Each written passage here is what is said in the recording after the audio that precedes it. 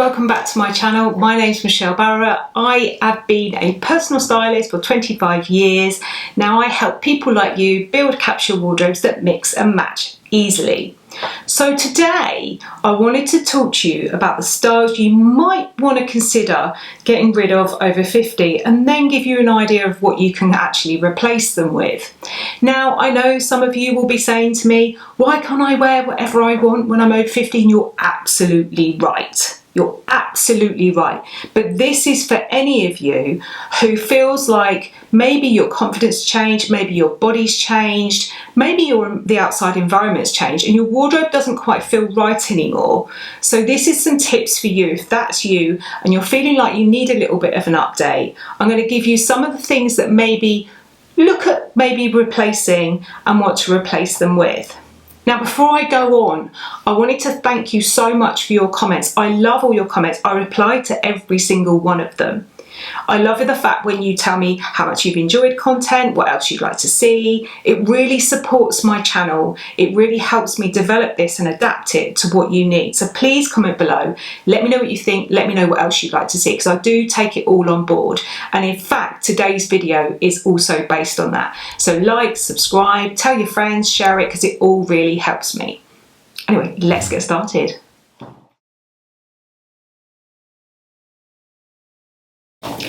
Now, before I go on, the first step I want to talk to you about is that I want you to wear, whatever you decide to wear, even if you say to me, Michelle, I really like one of the things that I'm going to list today and I'm going to wear it. Absolutely brilliant. Hat off to you. But one thing I want you to do is just wear whatever you wear with confidence. So if you need help with that, get in touch with me. The links are in the notes. I'd love to hear from you. I actually genuinely like seeing your faces. I'm really enjoying meeting so many of you.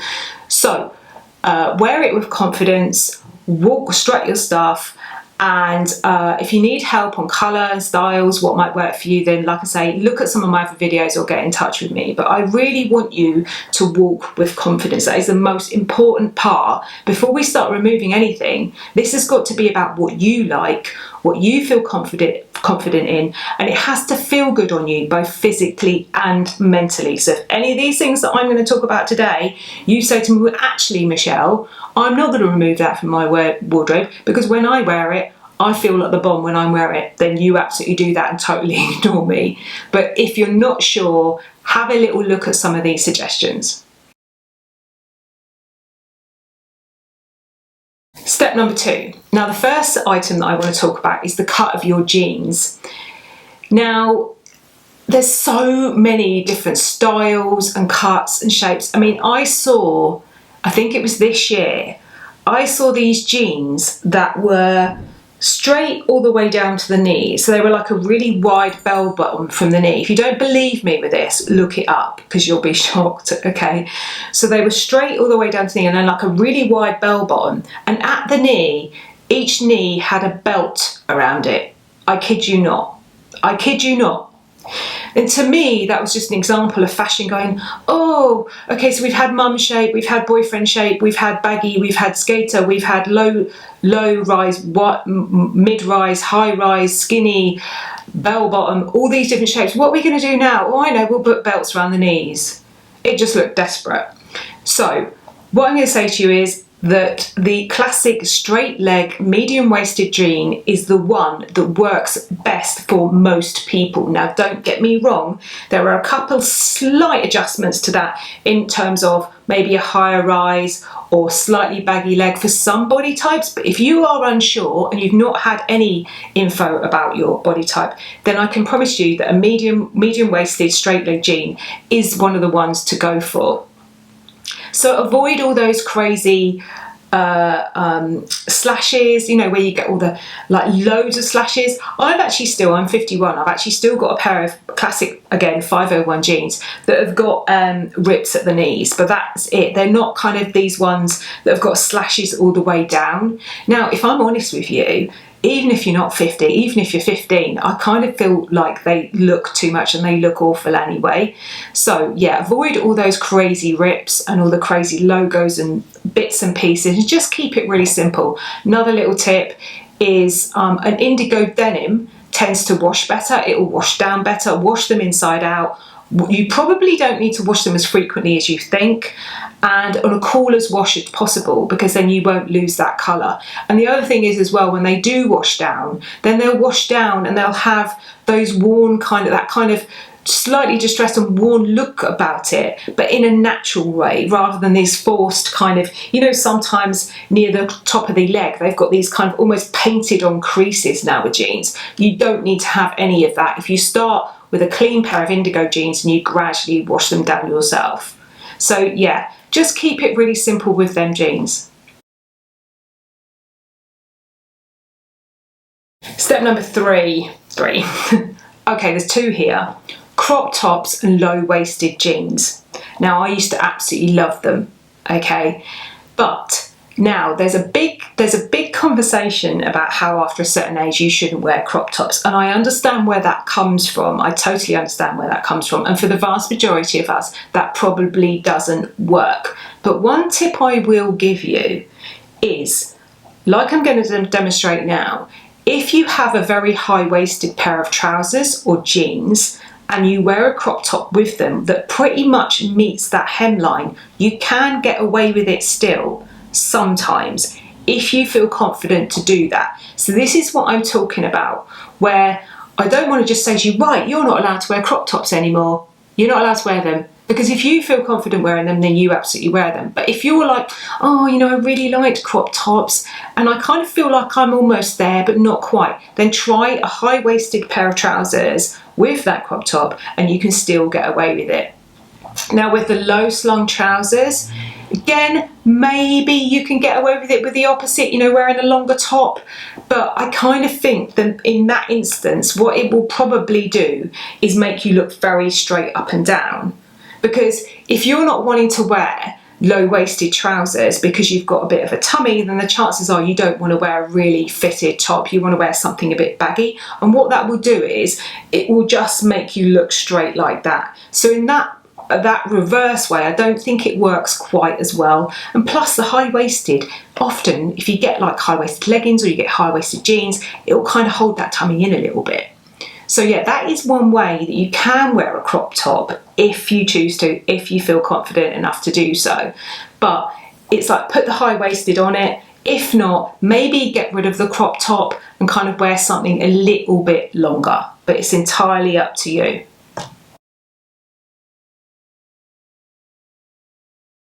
So the next one I want to talk to you is flimsy lingerie. So what I mean by that is the really kind of light, usually lacy, kind of flimsy lingerie. Now, one of the best things you can actually do, whatever body shape you are, is get a decent bra fitting so that you can kind of lift and separate and kind of feel confident in that way. Now, if you are quite flat-chested, you can probably still get away with a very flimsy kind of lingerie, but what I would suggest is looking for something a bit more structured. Now, it doesn't have to be underwired in a bra. You can find these foam support styles as well, but kind of look at something that matches nicely, that feels good, but also if you find it kind of irritates you now and it digs in or it feels uncomfortable, the lace irritates you, why do it to yourself? You know, look at options that still make you feel good, but actually aren't as uncomfortable.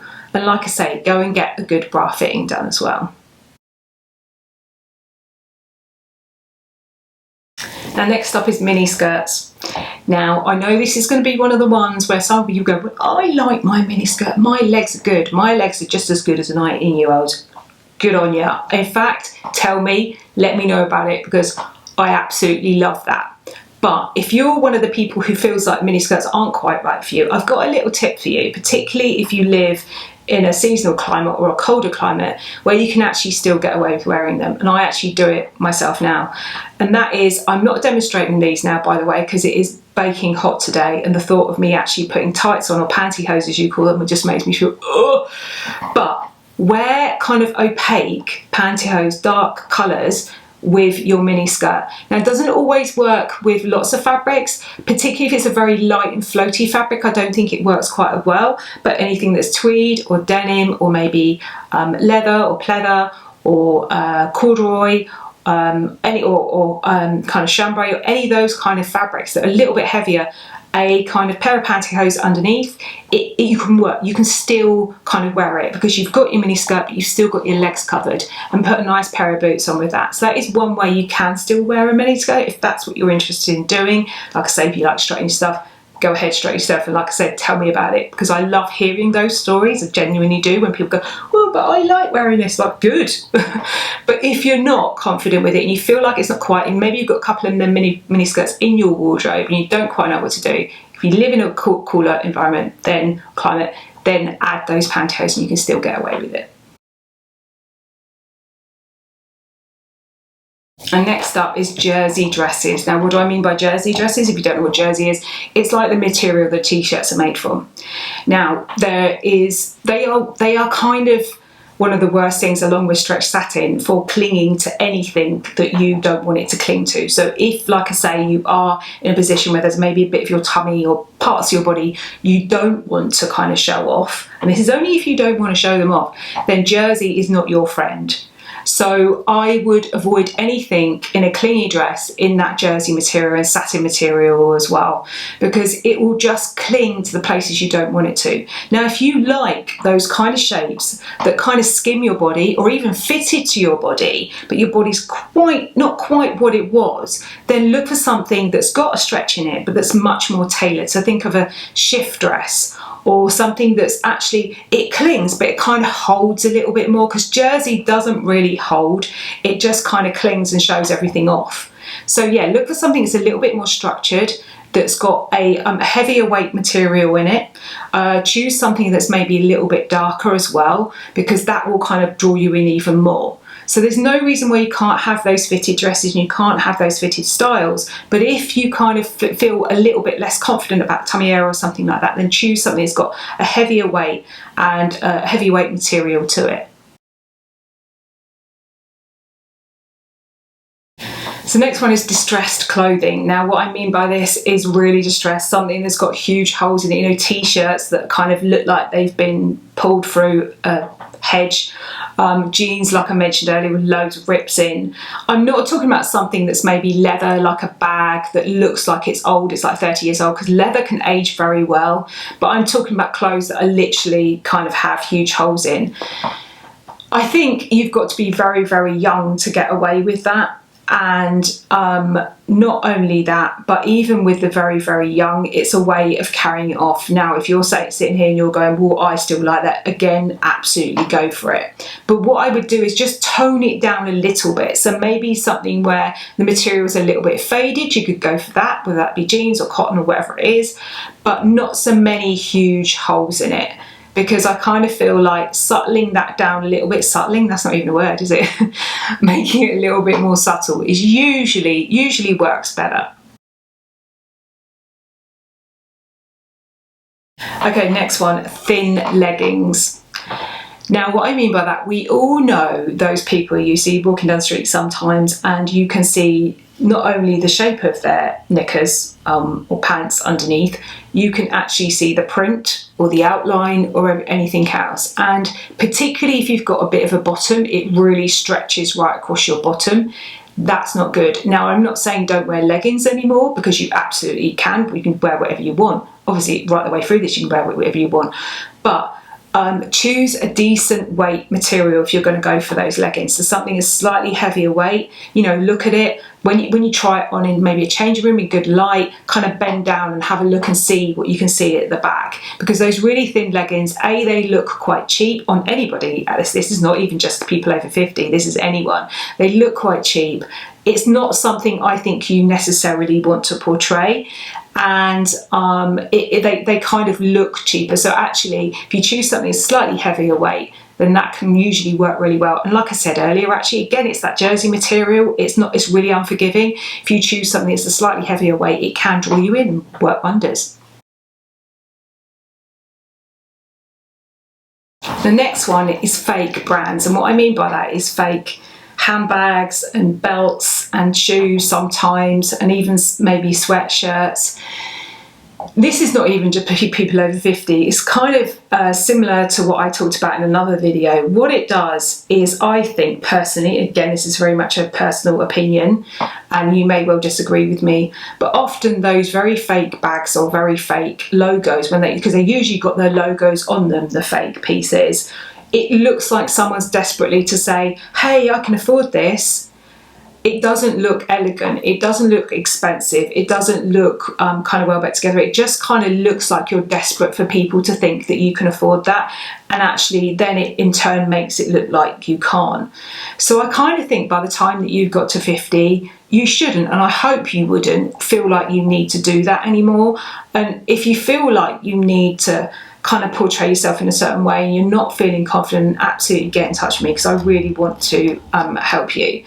But yeah, it's that fake brand thing. Maybe we just leave that behind and go for something that feels good on you, both physically and mentally, rather than something that's just a label to kind of try and portray a certain lifestyle.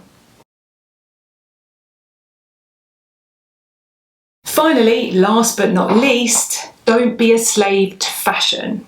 Now, if you're the same age as me or you're older than me, the chances are you've seen a lot of those fashions come and go and come back around again. I'm seeing what I wore in the 90s come back around again that my daughter's wearing now.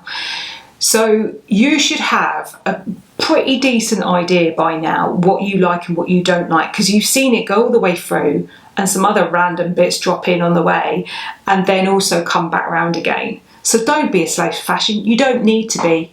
You're past that, you've done it. You've been there, seen it, literally got the t-shirt. So just look at what you love.